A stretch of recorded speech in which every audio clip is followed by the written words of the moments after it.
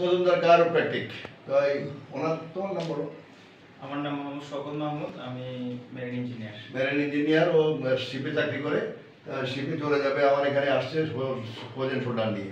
ওই শোল্ডারটা জাম, হাতটা ঘুরে পিছনে নিলে অনেক ব্যথা, উপরে উঠাইলে ব্যথা ব্যথা, রাতে ঘুমাইলে পরে ভারী হয়ে যায়। জি জি, হাত ভারী হয়ে যায়। তো আজকে আমরা প্রথম দিন চিকিৎসা দিলাম ওকে, এবং প্রথম দিন আমরা ছেড়ে দিচ্ছি। এই কারণে ও কোয়ারেন্টাইন করতে হবে, আবার শিপে জয়েন করতে হবে।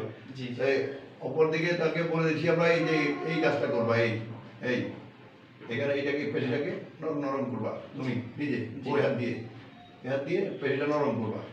তো যাদের এই সমস্যাটা আছে তা আমরা মনে করি যে আপনারা অল্প থাকতে এই পেশিটাকে নরম করার চেষ্টা করবেন।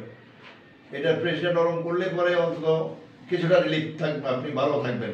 ভালো থাকার জন্য আপনাকে এটা করা। অপরদিকে তোমার কাছে যে আজকে প্রথম দিন আমরা ট্রিটমেন্ট দিলাম, তোমার কীরকম মনে হয় ওইদিকে তাকে বলো। না, আমি আসলে প্রিভিয়াসলিও এটার জন্য আমার আসলে প্রবলেমটা আমি একটু বলি। আমার গ্রামে গেছিলাম, তো সুইমিংয়ের সময় আমার হাতটা সামহাও শোল্ডারটা ডিসলোকেট হয়ে যায় আর কি। তো এরপরে জয়েন্টটা ইমপ্লেসে বসাই, কিন্তু এরপরও আমার ব্যথা কমে নেই। তো আমি একটু ইন্টারনেটে অ্যানালাইসিস করে ওনার অ্যাড্রেস পাইছিলাম, এরপর আসছি। তো ওভারঅল আমার প্রায় সেশনটা 1.5 আওয়ার্স থেকে 2 আওয়ার্সের মতো ছিল।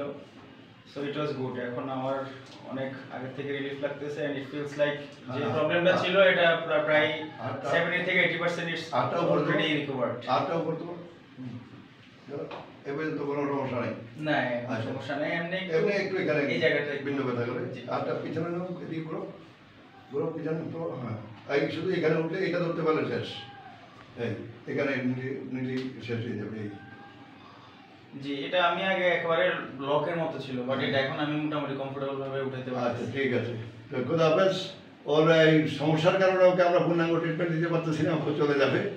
এই শিপে চাকরি করে, শিপের চাকরিতে আপনি ক্রিটিক্যাল জব, শিপে একবার অসুস্থ হইলে পরে সেখানে ডাক্তার পাওয়াই কঠিন। জি, যার কারণে ওকে আমরা ছেড়ে দিচ্ছি। খোদা হাফেজ।